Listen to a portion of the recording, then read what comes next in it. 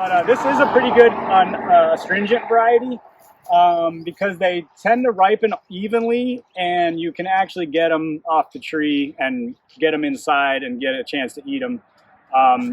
Again, these astringent varieties like this one, like I was saying, Sajo is absolutely a treat. It's like honey in a little container. I mean, this is really, really tasty. And if you get them cold, you put them in a bowl. I mean, we've been doing things like freezing them, and then you let them thaw out, and it tastes like I don't know, pumpkin spice ice cream. It's just really good. So there are some advantages to the astringent varieties, and Sajo is definitely my top pick if you were going to try an astringent variety. This tree, half the tree died off this year. I think we got some ants in there, and so ants, if you ever see ants around your trees, try to get rid of them.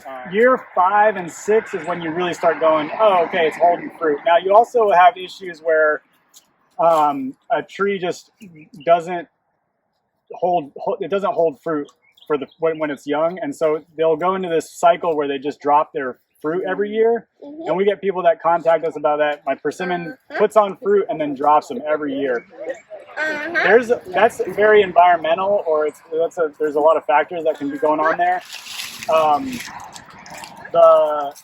The big one is we tell people that that's when you back off on nitrogen.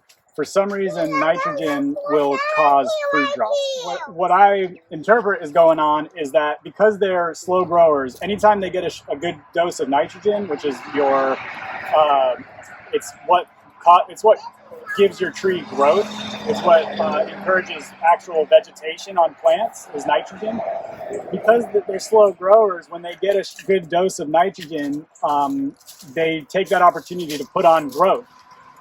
And they'll sacrifice their fruit to put it more into growth. So, like I was saying over there, you want to push your trees the first 3 or 4 years with nitrogen, and then you switch and you go to a low nitrogen fertilizer. The nitrogen is the first number in your NPK analysis on a fertilizer bag. There's 3 numbers, and that first number is nitrogen. So in the early stages, you want to use a higher nitrogen. We definitely recommend organic fertilizers. They seem to work really well for persimmons, but they're typically kind of low in nitrogen, so you can use additional things like worm castings, high, chicken manure, goat, any kind of manure product, good soil, top dressing. A combination of those things will really help the growth. But then once your tree is about 5 years old, you switch to a low nitrogen fertilizer, and you want more phosphorus and potassium, which are the other two, the second and third number in the fertilizer analysis. You want to switch to higher numbers of those because those promote blooms and fruit set and stuff like that. Our website has the grow guides for persimmons, and it talks about that using, kind of giving it more nitrogen in the early years and then switching to a low nitrogen so that you don't cause fruit drop on it, because that can be one issue with persimmons. Now, once they get past 5 and 6 years, they should be able to set fruit really well. And each year after that, you'll start noticing that they're really holding on. This is a Sajo persimmon, which is my favorite astringent variety.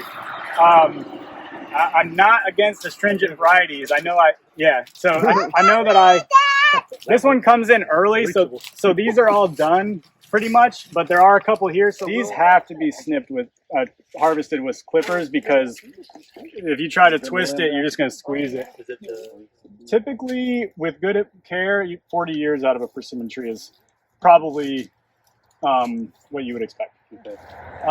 They're slow growers, so like the first couple years, you want to push growth. You want a high nitrogen fertilizer, a good organic fertilizer that's going to push a lot of growth those first couple years, to just because on their own they'll probably only put out like one set of growth in the spring, and then if they're not kind of given more food, they won't do another push. And so what that means is that you just get like one little push of growth in the growing season, in the beginning of the growing season, and then that's the size it's going to be till next year when it breaks dormancy and comes out. If you give it another dose of good, whatever it may be, a really rich soil, top dress around with a really rich soil, a good organic fertilizer, and you can kind of push it. You can push multiple rounds of growth on it during the growing season, and we recommend that for the first couple of years, because don't do it on their own very well, and so you can get your tree up to maturity quicker. They take a while to start producing fruit, so that's why you want to try to get them grown up as quick as possible, because it can take about 3 years to get a good sized tree, a tree that's big enough to hold, say 30 or 40 fruit. It's going to take 3 or 4 years. Mm-hmm. As a general rule of thumb, I've noticed that the astringent varieties are more upright and tall, and the non-astringent varieties do more of this kind of small canopy, more open branching structure. So again, I like the non-astringent varieties because the trees are a little more manageable size. You can reach the fruit better.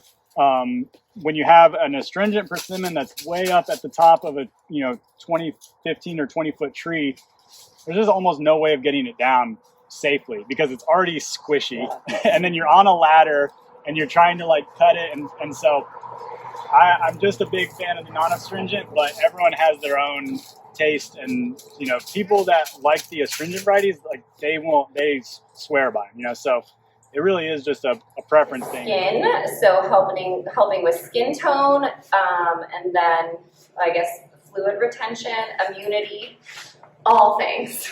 Helps with everything. We typically just take, that bottom piece, this is a lot of skin, which again, skin's perfectly fine to eat. It's just a little tougher, a little crunchier. And then I just slice them out.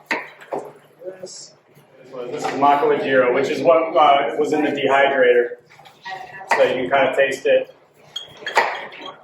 fresh now that you've tasted it. Send these around too if anyone wants to try if anyone didn't get a chance to try the dehydrated ones. This is nice and sweet. I can see this one's just a little on the green side. I'll probably let that one sit and ripen up versus that's got a little more of that orange tone to it.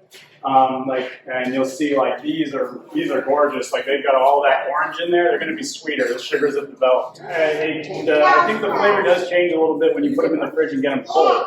I don't think it changes them in a bad way or a good way. It just kind of changes them a little bit.